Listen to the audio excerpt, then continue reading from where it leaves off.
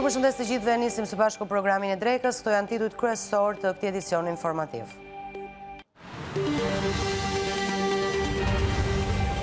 Diaspora Kuqezi ngre në këmbë Tiranën, I bashkohet protestës këtë fundjavë, shqiptarët bëhen një zë, Rama dorhiqu. Divjaka Bashki, banorët në protestë prej 15 ditësh kundër reformës territoriale. Demokratët evropianë në Parlamentin Evropian Rasti Velia I thellësisht shqetësues për demokracinë. Arrestohet 34 vjeçari me 3 armë zjarri në makinë, dyshohet se do t'u arshiste grupeve kriminale. Shiu nuk ndal festën në shtëpinë e birës, Bira Korça, muzikë dhe atmosferë festive. Trump kërcënon, Hormuzi do të bëhet territor amerikan. Irani kundër përgjigjet, vendosim ne për hapjen dhe mbylljen. Tërmet I fuqishëm me magnitudë 7.7 I shkallës Richter në Indonezi mbi 40 viktima dhe dëme të shumta.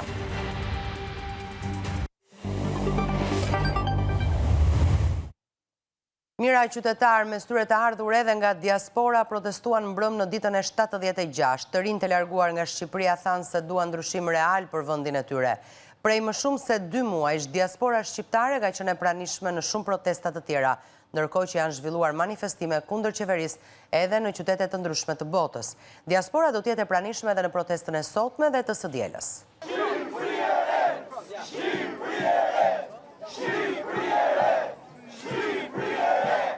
Shqiptar nga diaspora mbërritën posaçërisht në protestën e 76 në Tiranë për t'ju bashkuar qytetarëve shqiptar që kërkojnë dorëheqjen e qeverisë dhe ndryshimin e sistemit politik në vend. Përveç kërkesave për largimin e qeverisë, shqiptar të shumë të ardhur nga vende të ndryshme evropiane deri nga Shtetet e Bashkuara të Amerikës shprehën për mikrofonin e News 24 edhe fjalë zemre për atë dheun e munguar. Kërkesa numër 1, siç e thotë Turma, dorëheqja e qeverisë. Kam vuajtur shumë prindërit e mi, jam rritur duke dëgjuar për historitë e tyre. Kemi 36 vite që Shqipëria është peqoruar. Arsyet që u larguam nga Shqipëria ishin se kushtet s'kishim të ardhme. Donim të krijonim familje, nuk e krijonim dot në Shqipëri.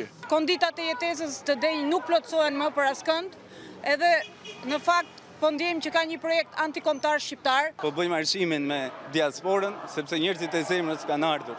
Disa nga njerëzit e zemrës kanë ardhur këtu. Nga Florida, po, për të mbështetur protestat që janë bërë prej 76 ditëve tani. Fëmijët e mi studiuan këtu, nuk gjetën punë. Edhe pse u shkolluan atje, djali erdhi këtu. Provoi. Edhe u kthyen prapë atje. Unë punova 40 vjet këtu. Pse të jetoj atje? Unë kam ikur në Gjermani sepse jam detyruar në mënyrë direkte apo indirekte të largohem nga ky vend dhe më dhëm shpirti që fëmijët e mi po rriten në Gjermani. Marshimi I diasporës në mbështetje të revolucionit të flamingove nisi nga sheshi pranë stacionit të trenit për t'u bashkuar më pas me protestues të tjerë në sheshin Skënderbej e mëtej drejt bulevardit Dëshmorët e Kombit.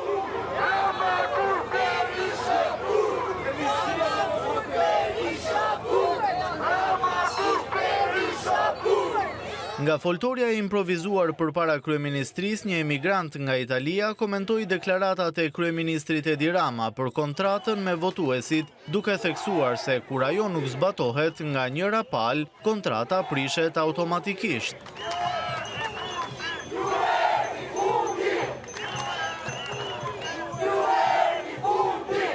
Edi Rama sot me patërpësinë më të madhe thotë që unë kam një kontratë me popullin shqiptar. Por Edi Rama duhet kujtoj sepse një kontratë duhet respektohet dhe ku njëra palë e kontratës nuk përmbush detyrimet e saj, pala tjetër ka drejt automatikisht që të dalë të gjithë këtoj kontratët. Një ere që po ndërton jetën e saj në Munich të Gjermanisë tha se patriotizmi I vërtet është mbrojtja e vendit dhe dinjiteti I njerëzve. Patriotizmi I vërtet është të respektosh tokën dhe natyrën, të trajtosh njerëzit e tu me dinjitet dhe të ngresh zërin kur vendi yt ka nevojë, sidomos tani. Duke komentuar hapjen e konsulatës serbe në Shkodër, një prej shqiptarëve nga diaspora tha se synimi I vërtet është ngritja e varrezave për ushtarët serb të rënë në Shkodër në vitin 1913.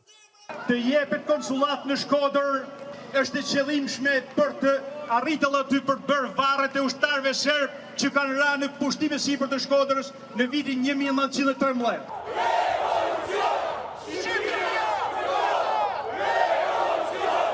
Njëri nga Gjermania tha se fal protestave të diasporës në Evropë dhe në SBA, tashmë shpendi Flamingo identifikohet me revolucionin e Flamingove në Tiranë. Gjërat kanë arritur deri në pikë sa njerëzit kur shohin Flamingon si shpend, direkt mendojnë te revolucioni jonë. Pra kemi arritur ta bëjmë simbolin tonë. Edhe pse ka lindur jashtë shtetit, një shqiptare tha se qëndresa do të vazhdojë deri në realizimin e qëllimeve.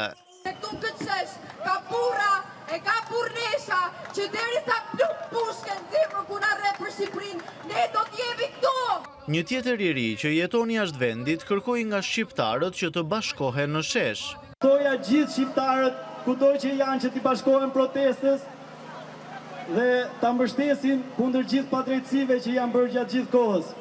I ardhur nga Kanadaja, një tjetër emigrant shqiptar tha se ata ishin zbuar dhe nuk kishin dashur të largoheshin nga Shqipëria.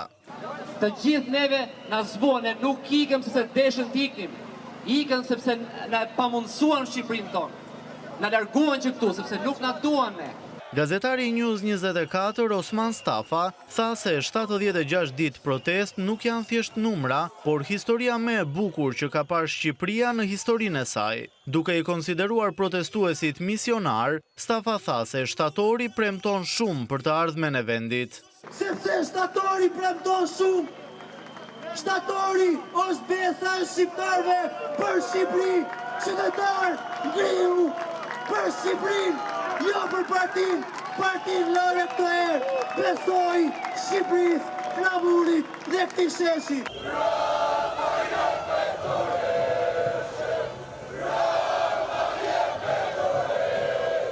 Më pas, mira shqiptar marshua në rrugët e Tiranës duke brohoritur me thirrjet e tyre të qëndresës gati 3 mujore.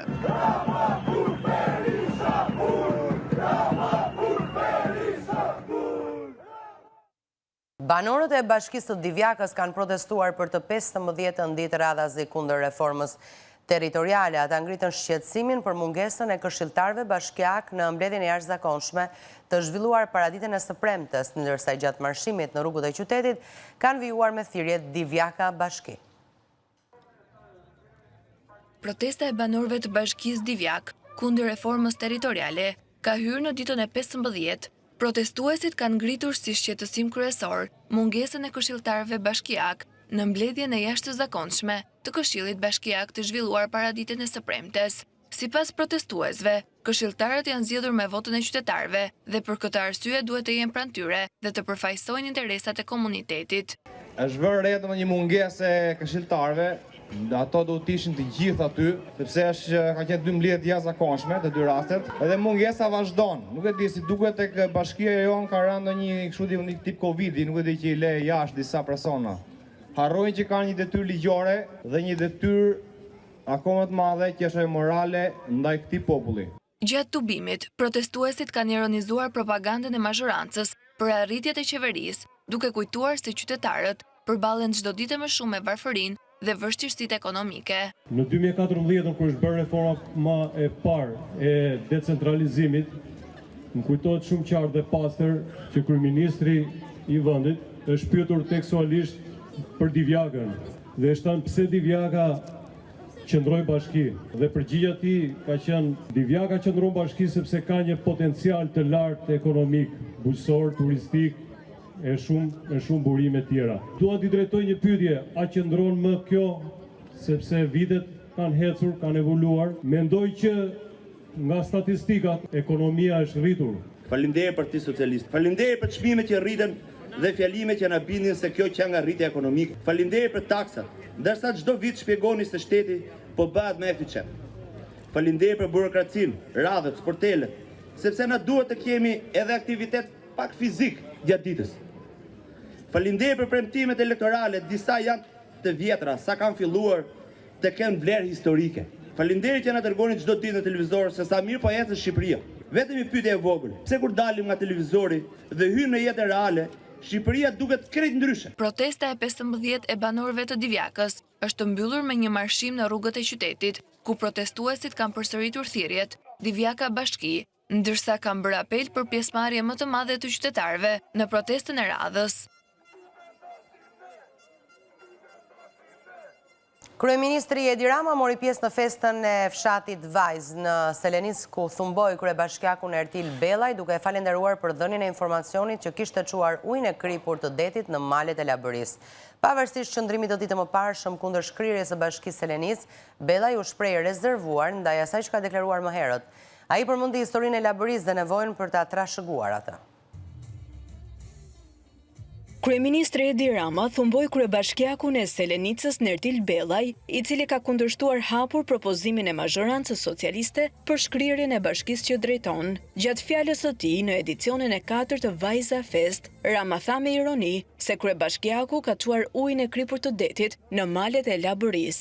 Duhet përshëndes kryetarin e bashkisë Ertilin edhe ta falenderoj për informacionin për valjen e detit majt malit me ujin e kripur bashk. Përshëndes edhe ministrin e pushtetit vendor, zotin Demo, i cili është tu i pranishëm për të kontrolluar si funksionon Bashkia Selenicë. Dhe faleminderit shumë edhe gjykatës për këtë prezantim. Ju uroj që të keni një festival të këndshëm edhe më shumë, edhe më mirë vitin e ardhshëm, por rëndësi ka që juve këtu pushtetin gjyqësor keni me vete. Shumë faleminderit. Kryebashkiaku Ertil Bellaj u shpreh rezervuar sa i takon qëndrimit të tij për mosshkrirjen e Bashkisë së Selenicës, megjithatë përmendi historinë e lavdishme të Labërisë dhe nevojën për të trashëguar atë çfarë lanë të parët, një mënyrë e tërthortë kjo për çfarë ka deklaruar më herët. Dhe ashtu si Labëria e ka famë madhe historinë, ne si bashki dhe si komunitet këtu jemi munduar që për të 4 vitet famë madhe ta bëjmë edhe bashkinë tonë në aspektin turistik, duke e çuar bashkinë në një nivel tjetër të zhvillimit të turizmit malor, lumor, kulturor. Kemi punuar, do vazhdojmë të punojmë dhe të shikojmë pastaj se si do vënë gjërat. Në festën e fshatit Vajz mori pjesë edhe kryetari i gjykatës së lartë Sokol Sadushi, për të cilin Rama tha se nuk mund t'ia refuzonte ftesën për pjesëmarrje, ndryshe nga 3 vitet e tjera. Kryetari Demokrat Sali Berisha në një bashkëbisedim me qytetarët ngriti një stër akuzash ndaj kryeministrit Edi Rama dhe qeverisë së tij që po vazhdojnë të miratojnë vendime që grabisin financat e shtetit. Berisha tha se ashtu siç veproi me ngritjen e kompanisë Kajo, Rama do të vazhdojë të zhvasë qytetarët me një tjetër strukturë të ngritur për blerjen e barnave. Edi Ramën, ai ka 3 vendime nominale për Olsi Ramën, me të cilin i jep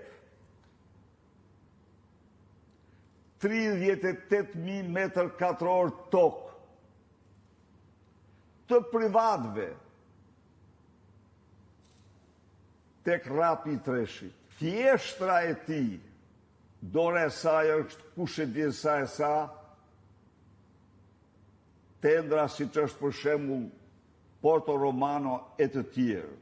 Dosjet në prokurori dhe jashtë saj tregojnë se balozi zi i vërtet i Akshit, ku janë plashkitur të paktën 600 milion euro, është Arman Frangu, është Baxhanaku i Edi Ramës. Pas krijimit ndërmarrjes shtetërore për importin e ilaçeve, atëherë do përdoret modeli Kajo. Modeli Kajo apo i punëve të pista të qeverisë. Rama ka përzgjedhur Kajon e radhës për t'ia kaluar importin e ilaçeve, natyrisht për nda parat me te. Në fakt, në tërësi, zjarret po i shkakton betoni. Dhe pa dyshim, që ato kanë vetëm një synim të hapin troje për betonizime, për beton. Nuk e dija e morë të vesh apo jo, po 2-3 net më parë, zjarë e radhët të televizioni shtetëror. Duket se dhe aty do nërtohet në i kull dhe ajo nërtes duhet të zhduket. Narkoshteti i parë dhe i vetëm në Europë,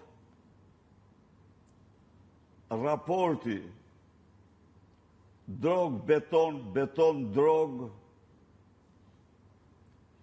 është raporti shkatrimtar për këtë vend. Se vetëm 20% e fondeve që përdoren për betonin, kullat, ndërtimet,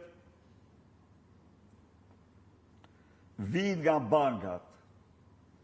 80% janë paratë e drogës që futen me kontejner, autobuza, mikrobuza dhe mjetet të tjera.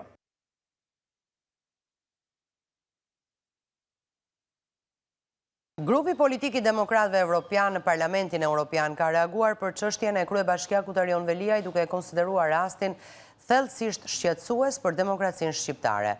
Ata i kanë bërë thirrje autoriteteve shqiptare që të respektojnë shtetin e së drejtës, prezumimin e pafajësisë dhe parimin e proporcionalitetit, duke sjellë në kujtesë faktin se Veliaj ndodhet në paraburgim për gati 1 vit e gjysmë.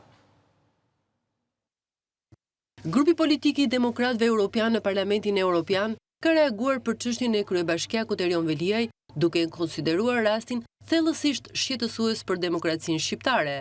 Duke sjellë në kujtesë faktin se Veliaj ndodhet në paraburgim prej gati 1 vit e gjysmë, grupi deputetëve vënë duke se akuzat ndaj tij i janë komunikuar vetëm pas 163 ditësh në qeli. Së fundmi gjykata kushtetuese e Shqipërisë rrëzoi një vendim të gjykatës së lartë dhe urdhëroi rishqyrtimin e masës së paraburgimit ndaj tij, duke vënë në pikpyetje proporcionalitetin e saj në lidhje me mandatin e tij si kryetar i Bashkisë së Tiranës, i zgjedhur në mënyrë demokratike. Thuhet në reagimin e grupit të demokratëve europian NPE. Ata i kanë bërë thirrje autoriteteve shqiptare që të respektojnë shtetin e së drejtës, prezumimin e pafajësisë dhe parimin e proporcionalitetit. Ne do të vazhdojmë ta mbajmë në vëmendje këtë çështje, sepse Shqipëria meriton një të ardhme europiane, një të ardhme që të jetë plotësisht demokratike, transparente dhe e përkushtuar fort ndaj luftës ndaj korrupsionit, duke garantuar njëkohësisht që drejtësia të ushtrohet gjithmonë me paanësi, pavarësi dhe respekt për të drejtat themelore. Kryebashkiaku i Tiranës Erion Veliaj ndodhet i arrestuar që prej 10 shkurtit të 2025-s dhe ndaj tij SPA ka ngritur 13 akuza: korrupsion pasiv, pastrim parash, mosdeklarim pasurie, shpërdorim detyre dhe futje sendeve në burg. Ndërkohë prej 9 marsit ndaj Veliaj dhe personave të tjerë që janë të pandehur dhe në hetim ka nisur gjykimi në gjykatën e posaçme.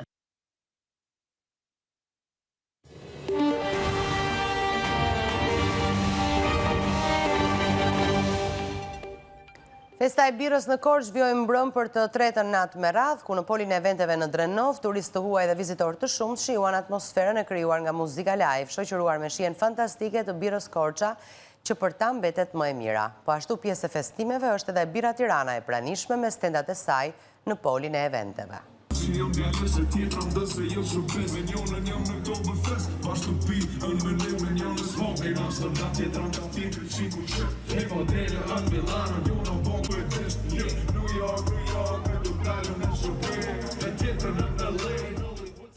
Korça ka përjetuar një tjetër natë të mbushur me ritëm, muzikë dhe festë në edicionin e 20 të festës së birës Korçë.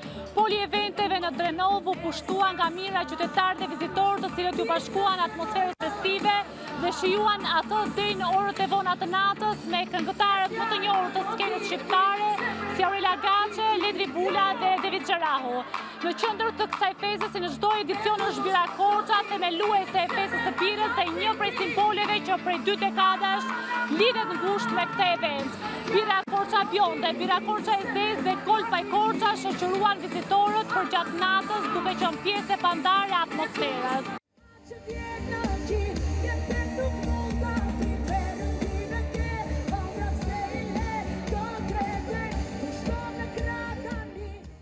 Korça beer and Korça Fest is the best. The second for the festival is very, very good, very nice.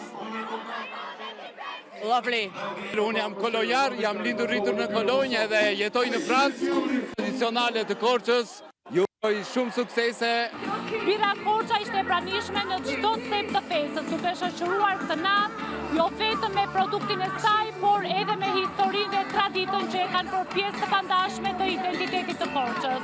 Vim nga Franca, jam lindur e rritur në Ersek, jetojmë në Francë dhe kemi ardhur për këtë festë. Bira Korça me mira. Gëzuar të gjithve. Më pëlqen të kërcej, të argëtohen dhe bira është e mirë, kështu që gëzuar të gjithve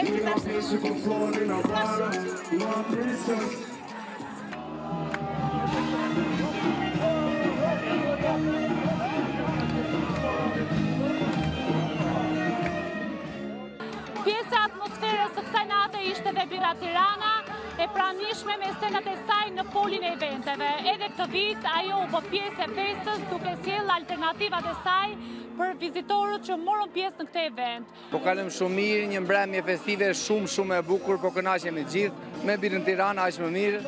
Ju uroj të gjithë që janë në këtë festë të kalojnë sa më mirë këtë festë. Bira Tirana, kjo na pëlqen, shumë e mirë, familjarisht, ja kështu si qemi këtu. Me fëmijë, me vllain, me motrën, me gjithë aty. Kalojnë bukur. Ky edicion ka sjellë edhe një prej elementeve më të veçanta të këtij viti, një instalacion gjigant që shfaq birën e parë shqiptare, Birën Korça. I ndriçuar dhe i vendosur në një pikë të dukshme nga e gjitha hapësira e festivalit, ai është kthyer në një nga simbolet e këtij 20 vjetori dhe ka tërhequr vëmendjen e mira pjesëmarrësve.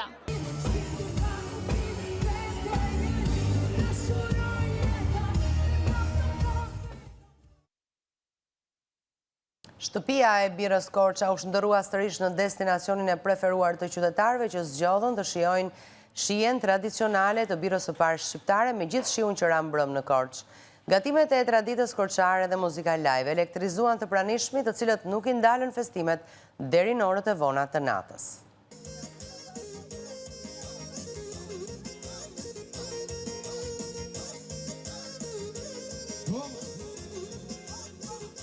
As shiu nuk i ka ndalur vizitorët të frekuentojnë destinacionin më të rëndësishëm të festës së birës. Edhe në një mbrëmje me mo të paqëndrueshëm, ambienti i shtëpisë së birës Korça është mbushur plot me familjar, miq dhe turist, në kërkim të një mbrëmjeje të shoqëruar me Birën Korça, gatime tradicionale dhe muzikë live. E lidhur ngushtë me historinë e Birës Korça, birës së parë shqiptare, shtëpia e birës është kthyer në një pikë të preferuar për ata që duan të shijojnë jo vetëm birën, por edhe atmosferën dhe mikpritjen korçare.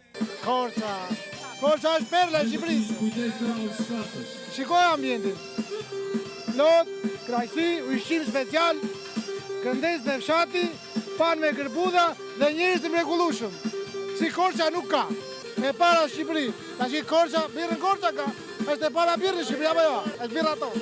Vetëm për të shijua Birën Korça. Është mbreti i birës dhe jemi shumë të kënaqur me këtë birë. 60 vjet që jam amatori Bira Korçës. E dua shumë, bira që mirë, shërbimi që mirë, tërë të mirat janë. Shumë i këndshëm ambienti. Se bira Korçës tradicionale ka qenë dhe është e mirë. Bira është shumë e mirë. Kemë përcitu bira tjera dhe janë duke ardhur. Faleminderit. Mes vizitorëve që kanë zgjedhur Korçën në këto ditë feste, është edhe një zonjë që jeton në Amerikë, por që sa herë rikthehet në Shqipëri, një nga ndalesat e saj të preferuara është edhe shtëpia e Birës Korça. Për të, kjo nuk është thjesht një vizitë në një ambient ku mund të shijosh vetëm një birë, por është një rikthim tek shija, atmosfera dhe tradita e qytetit. Sa herë vjen në Shqipëri, ajo zgjedh të ulet këtu, të shijojë Birën Korça dhe të përjetojë nga afër atë që përfaqëson kjo markë për qytetin. Madje lidhja me Birën Korça tashmë e ka ndjekur dhe përtej Atlantikut. Ajo tregon se birën e gjen edhe në Amerikë, ndaj shija që dikur e shijonte gjatë viteve që ishte në Shqipëri, tashmë është bërë pjesë e jetës së saj atje. Të gjitha më pëlqejnë, të gjitha mikpritja dhe ushqimet janë shumë të shijshme. Veç Birës Korça, shumë mirë. Jam shumë e kënaqur. E dashuroj dhe edhe më pëlqen shumë. Dhe është e mirë, shpesh e pi. Birën e pi, ka dhe në Amerikë dhe e pëlqej shumë. Kur dalim, kur me shoqëri, me djalin, kur shkojmë në për festa, kështu pinë. Po, dhe atje e dini edhe më përpara se mua që është shumë e mirë dhe atje e pinë. Më pritja e shkëlqyer, gatimet e shkëlqyera. Shumë mirë. këtu vim dhe kënaqen. Edhe bira është shumë e mirë. Në tavolina, bira Korça shoqërohet me gatime tradicionale, ndërsa muzika live i jep mbrëmjes ritëm festiv. Ambienti karakteristik i lidhur me traditën e birës dhe historinë e qytetit e bën këtë hapësirë një destinacion të veçantë për vizitorët. Shkojmë në një hapësirë publicitare tani, kthehemi sërish pas pak.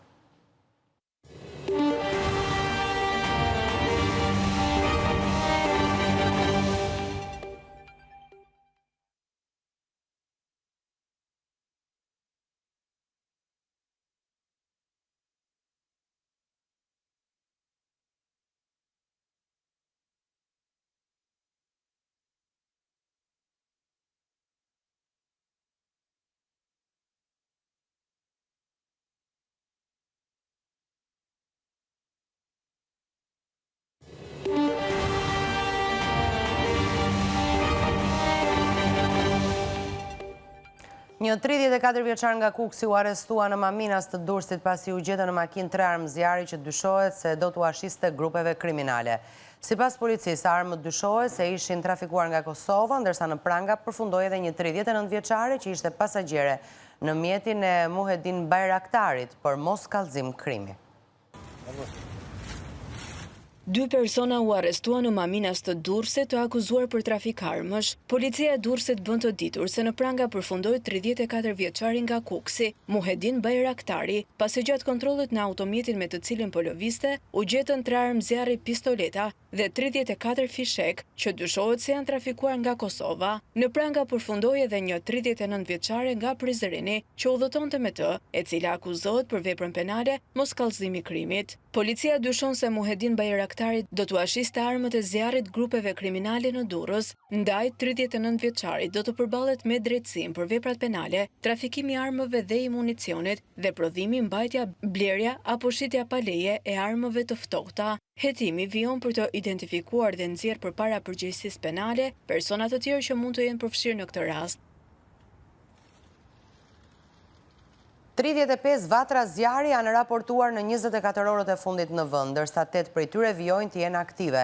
Ministria e Mbrojtjes bën me dije se në dajt të Tiranës zjarri mbi tunelet e Qafmollës vijon të jetë aktiv, duke theksuar se po mbahet nën kontroll dhe nuk ka rrezik për zonat e banuara. Në Prisk, Farg dhe zonat përreth, zjarri është vendosur nën kontroll. Ndërkohë, sipas Ministrisë së Mbrojtjes, në Kruj vijon ndërhyrja në Abaze dhe Zhidoll.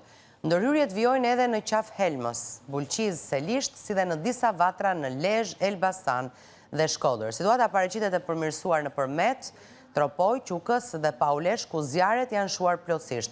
Ministria e Mbrojtjes bën të ditur se në operacionet për shuarjen e zjarreve po ndërhyet nga toka dhe ajri. Janë angazhuar 4 helikopter dhe 2 avion, ndërkohë që vijon monitorimi dhe koordinimi i strukturave të mbrojtjes civile me fokus mbrojtjen e jetës, banesave dhe izolimin sa më shpejt të vatrave aktive. Parku Kombëtar Lur Mali Idejës ndërkohë vijon të jetë nën pushtetin e flakëve prej 4 ditësh, ndërsa zjarri dyshohet se është i qëllimshëm. Autoritetet bëjnë me dije se për shkak të terrenit malor dhe shtrirjes së gjerë të flakëve po operohet nga ajri me 2 helikopter.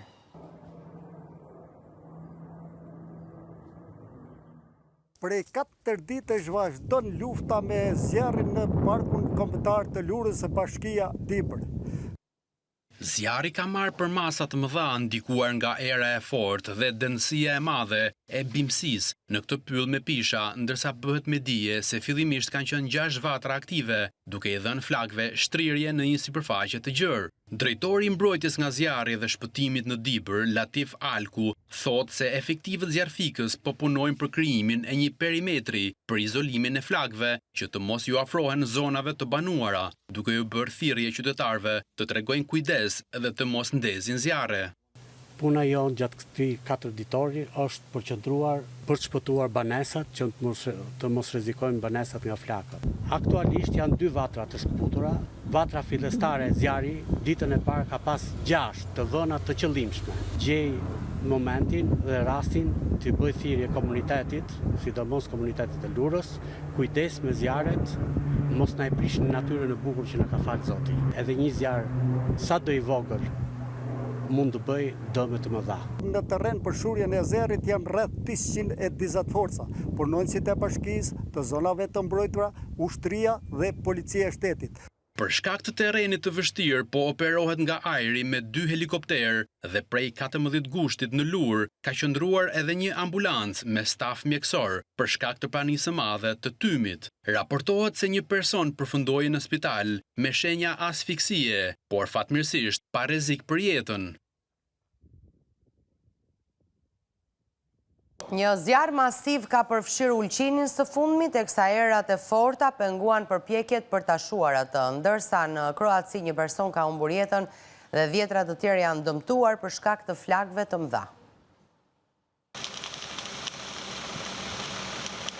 Zjarfikësit në Ulqin në Maltëzi luftuan me 5 zjarre aktive të premten me mbështetjen e banorëve vendas dhe ekipeve të emergjencës që mbërriten nga rajonet fshinje, teksa flakët përshkruan terrenin e thyer. Zjarri nisi të njëjtë në zonën e Gacit përpara se të përhapej në zonën e Briskagorës, tha kryetari i bashkisë Genci Nimambegu. Ekipet e zjarfikësve punuan për të kontrolluar flakët, megjithatë erat e forta penguan përpjekjet e tyre. Abdullah Nimambegu, kreu i shërbimit të mbrojtjes dhe shpëtimit të Ulqinit, tha se era po e bënte shumë të vështirë shuarin e zjarreve. Ai theksoi se situata në Briskagora dhe Kodrën e Sasit ishte veçanërisht e ndërlikuar, sepse terreni është i vështirë për t'u arritur. Nxehtësia rekord dhe thatësira që shkencëtarët e lidhin me ndryshimet klimatike kanë krijuar kushte ideale për zjarre në të gjithë Europën këtë verë, veçanërisht në Francë, Spanjë dhe Greqi. Rajoni i Ballkanit ka përjetuar gjithashtu disa valë të nxehtë. Sa kaq, një zjarr i madh përfshiu shtëpitë në Kroaci të premten, duke vrarë një person, duke plagosur 40 të tjerë dhe duke detyruar 1200 vet të evakuohen. Sherri mes 2 kunatave në majtar të Dibrës përshkallëzoi me përdorimin e armëve nga familjarët e tjerë të tyre. Policia bën të ditur se 2 kunatat, 40 dhe 25 vjeçe, u përleshën fizikisht me njëra tjetrën, kurse në konflikt u përfshi dhe bashkëshorti 25 vjeçares, Demokrat Erebara, i cili dhunoi fizikisht kunatën 40 vjeçare.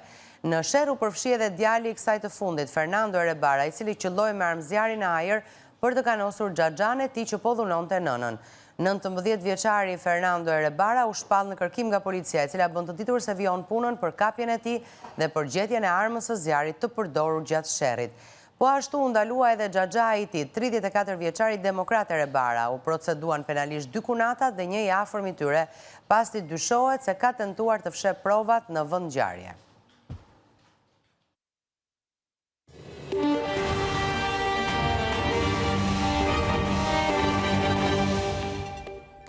Në zemër të krahinës së Gorishtit në fshatin Rexhepaj, tradita, historia dhe kultura u bën bashk në aktivitetin Takimi i Brezave, një festë që mblodhi banor, emigrant dhe miq të ardhur nga vende të ndryshme për të nderuar rrënjët dhe identitetin e kësaj treve.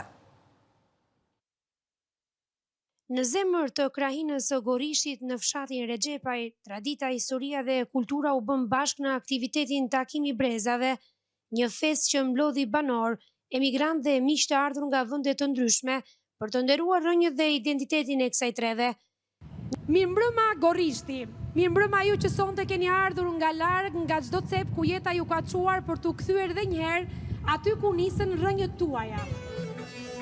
Një traditë që çdo vit sjell më pranë vendlindjes ata që jetojnë brenda dhe jashtë Shqipërisë. Kënga labe, vallet tradicionale të burrave të Laborisë, si dhe interpretimet artistike krijuan një atmosferë që përcolli historinë, zakonet dhe shpirtin e kësaj krahine. Përtej programit artistik, aktiviteti u shndrua edhe në një mesazh bashkimi, ku në qendër të tij ishte edhe promovimi i rrugës së re, që simbolizon forcën e komunitetit kur bëhet bashkë për vendlindjen. Sipas organizatorëve, Takimi i Brezave synon të ruajë traditat, të forcojë lidhjet mes brezave dhe të përcjell vlerat e krahinës tek brezat e rinj. Gorishti nuk është një lagje, as i fshat. Gorishti është një krahinë aq e madhe që mbart historinë e vet.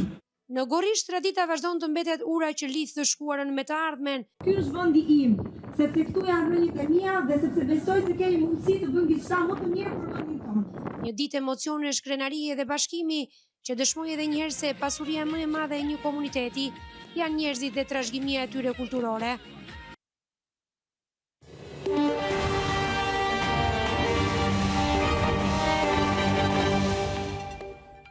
Presidenti Amerikan Donald Trump është shprehur së fundmi se sapo të përfundojë imposhtjen e Iranit do ta shpallë ngushticën e Hormuzit, territor të Shteteve të Bashkuara, ndërsa Irani reagoi menjëherë duke theksuar se kjo ngushticë do të hapet dhe mbyllet vetëm nën komandën e Iranit.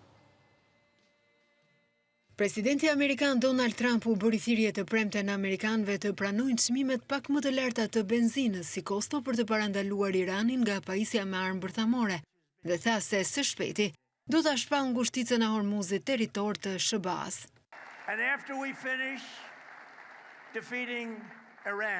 Pasi të përfundojmë poshtën e Iranit, i cili po humbet shumë keq, shumë shpejt do ta shpallë ngushticën e Hormuzit, territor të Shteteve të Bashkuara. Asnjë anije nuk ka lënë nëse nuk duam ne. Po ja dalim vërtet mirë. Po ja dalim mirë në çdo mënyrë. Ndërtova një ushtri dhe tani e përdora pak më shumë se sa doja. Sinqerisht. Por kjo është në rregull, sepse nuk mund ta lejojmë Iranin të ketë një armë bërthamore. Nuk mund t'i lejojmë ata. Ndërsa Irani i bëri thirrje SBA-s të pranojë humbjen, pasi presidenti amerikan Donald Trump e kritikoi Teheranin si shumë të ligë dhe u tha amerikanëve të përgatiten për çmimet e larta të karburantit si rezultat i luftës. Progresi drejt bisedimeve të paqes dhe trafikut të cisternave të naftës përmes ngushticës së Hormuzit mbeti i bllokuar, pas një shenjë se palët po shkojnë drejt përfundimit të konfliktit. Kjo ngushticë do të hapet dhe mbyllet vetëm nën komandën e Iranit, dhe për sa kohë që nuk e pranoni realitetin e humbjes dhe nuk ndaloni së fantazuari, Irani do të vazhdojë të zbatojë bllokadën, shkroi zëvendës ministri i jashtëm i Iranit në rrjetin social X këtë të shtunë.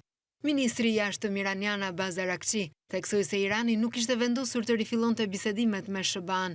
Ai u shpreh se Washingtoni duhet të përmbush kushtet për ngushticën në mënyrë që të rifillojë transporti detar. Pasi ndërprerje disa orëshe këtë mëngjes, fluturimet në aeroportin e Komisos në provincën e Raguzës kanë rinisur. Ndërprerja u shkaktua nga hiri që mbuloi pistën si rezultat e aktivitetit shpërthyes vulkanik të malit Etna. Kjo u konfirmua nga SATS, kompania që menaxhon aeroportet e Komisos dhe Katanias. Ky fundi do të mbetet i mbyllur deri në orën 14 të ditës së sotme. Pasagjerëve u kërkohet të kontrollojnë statusin e fluturimeve të tyre me linjat ajrore përpara se të udhëtojnë për në aeroport. Përditësime do të pasojnë në orët në vijim, ka njoftuar SATS. Ndërsa kaq një situatë e tillë ka sjell miliona euro dëme për turizmin, njoftojnë kështu mediat italiane, duke shtuar se sipas një vlerësimi fillestar llogaritet një dëm midis 12.8 apo 24 milion euro. Një tërmet i fort me magnitud 7.7 i shkallës Richter ka goditur Indonezin, duke shkaktuar vdekjen e rreth 40 personave. Tërmeti u pasua nga 10 lëkundje të tjera, të cilat sollën shkatrime të shumta në vend. Rreth 40 persona kanë humbur jetën pas një tërmeti me magnitud 7.7 të shkallës Richter dhe 10 lëkundjeve të tjera pasuese që goditën Indonezin lindore këtë të shtunë. Dallë tsunami më pak se 1 metër u regjistrua në disa zona të vendit të Azisë Juglindore, pas dridhjeve në mëngjes herët. Paralajmërimi për tsunami u hoq rreth 3 orë pas tërmetit. Ekipet e shpëtimit rreth qytetit portuar Maumere gjetën 20 të vdekur, 6 të plagosur dhe 2 të bllokuar në Rënoja, bëri të ditur kreu i Agjencisë së Shpëtimit të qytetit. Sipas tij, ekipet ende nuk kanë arritur në Nagekeo, rajonin më të afërt me epiqendrën, dhe sinjalet e komunikimit atje janë ndërprer. Ai tha se përpjekjet për të arritur në Nagekeo me makinë u bllokuan nga rrëshitjet e dheut, ndërsa një ekip tjetër po përpiqej të shkonte me traget. Rreth 2000 banor në Nagekeo u evakuan dhe u raportuan dëme në një numër shtëpish, deposh dhe ndërtesash qeveritare, të Agjencia Kombëtare e Zbutjes së Fatkeqësive në Indonezi. Autoritetet raportuan gjithashtu mbi ngarkesë trafiku dhe ndërprerjet e energjisë elektrike. Guvernatori i provincës Nusa Tenggara tha në një konferencë përshtyp se të paktën 5 persona humbën jetën nga shembja e ndërtesës ndërsa flinin. Në vitin 1992, e njëjta zonë u godit nga një tërmet me magnitud 7.5 ball, duke shkaktuar shkatërrime të mëdha në atë kohë.